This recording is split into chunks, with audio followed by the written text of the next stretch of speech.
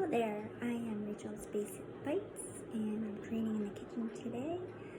I would love to share with you a super simple elixir remedy for any type of cold and flu to help coat your stomach really well and keep your immune system very strong.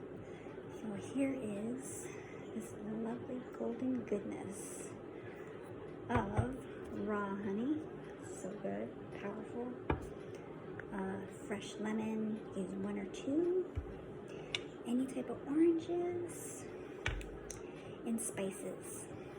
Any type you like. Today I use cinnamon, my most favorite, turmeric, and a dash of ground ginger and a pinch of ground cloves. And that's all there is. Super simple. Immune boosting, so good for you and tasty. And you can use this in cold water, warm water like a tea, or straight up like a shot.